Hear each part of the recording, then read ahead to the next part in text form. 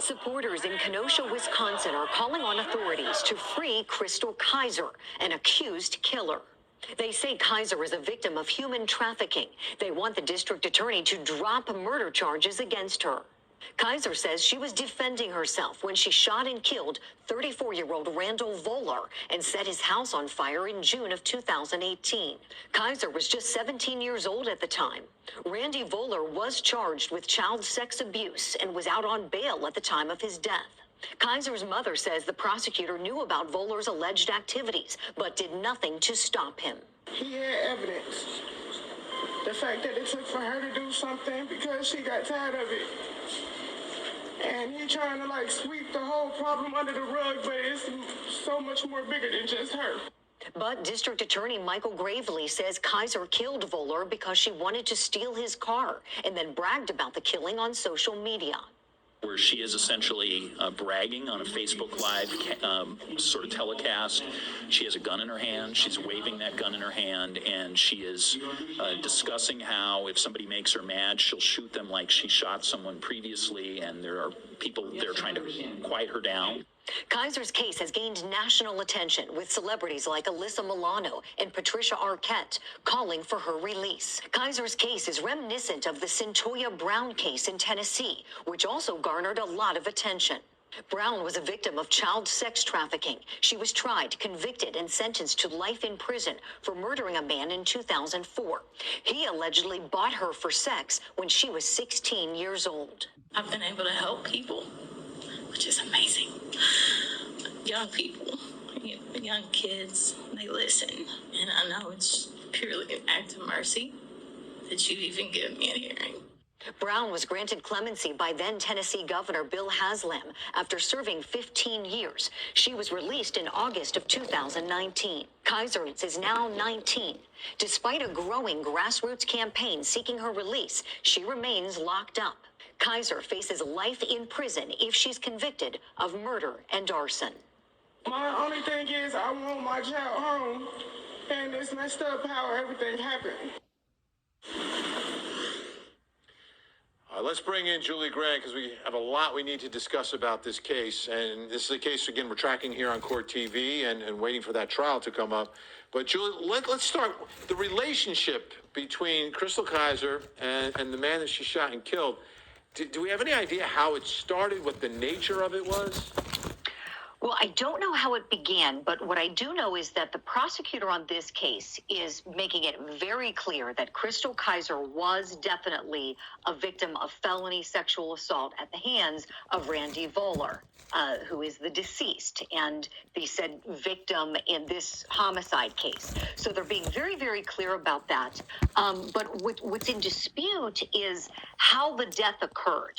If you ask the defense, they're saying this was a self-defense incident. They're looking to put on an affirmative defense, Vinny. And then the prosecution is saying, no, this was a premeditated killing. And the one thing they are saying about Randy Voller is that he was a quote unquote customer. The prosecutor said the way he's been trained to understand the way sex trafficking cases work, there are those who are the victims, in this case would be Crystal Kaiser, those who are the customers, which case in this instance, Randy Voller, and those who are the traffickers who engage in that as a business. So he made a real point today in front of the court during the bond reduction hearing to say that Randy Voller was not engaged in the business of trafficking, but wanted to clarify that he was a customer with Crystal Kaiser. All right, let's take a listen to more of the arguments today from that bond hearing. And again, this is a case where you've got someone who's presumed innocent but is locked up trying to get that number reduced to get out pending her trial. But it seems like prosecutors and the victim's family are a little concerned. Let's take a listen.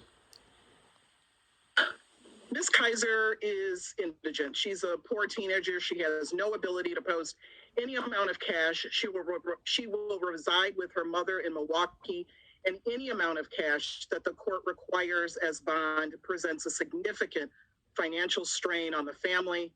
It's a huge incentive for her to make each and every one of her court appearances. If released, there are a number of things that Ms. Kaiser will do. There's nothing worse than a parent's nightmare of burying their son due to an unlawful murder. Randy was a gentle person, loved for his intelligence and easygoing manner. He loved his family more than anything.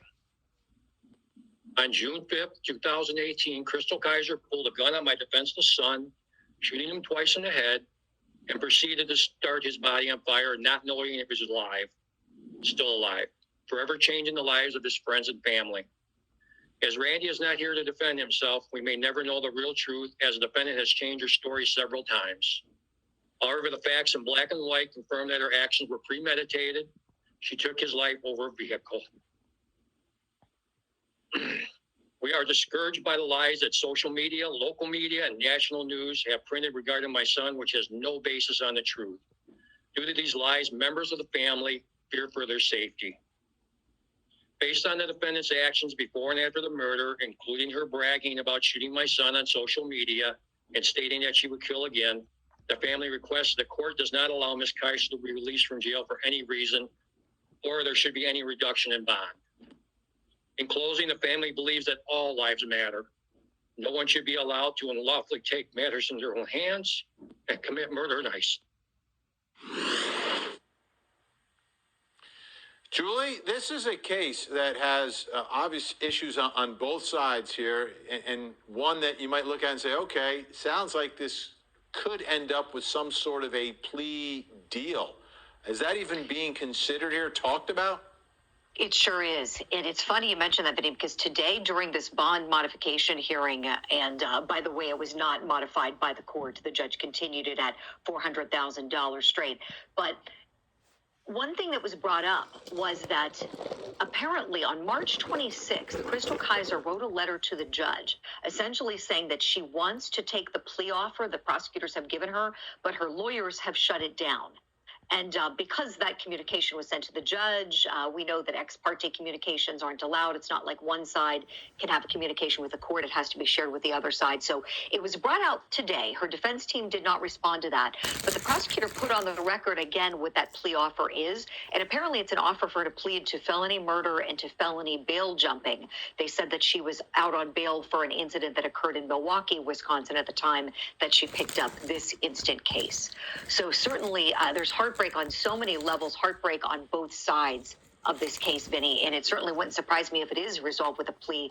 Everybody's just waiting to see what happens with the interlocutory appeal that's going on right now.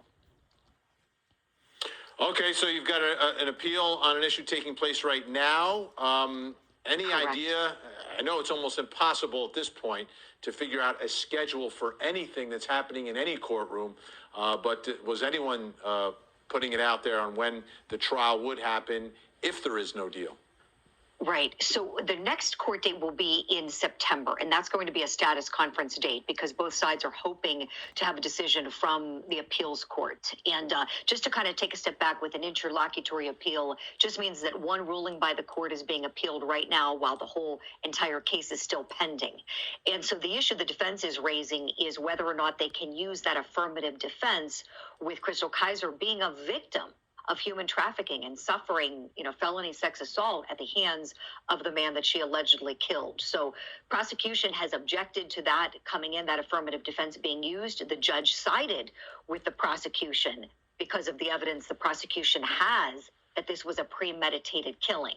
So the defense is appealing the judge's ruling, still trying to get that evidence in. And Vinny, today the prosecutor did talk a little bit about the evidence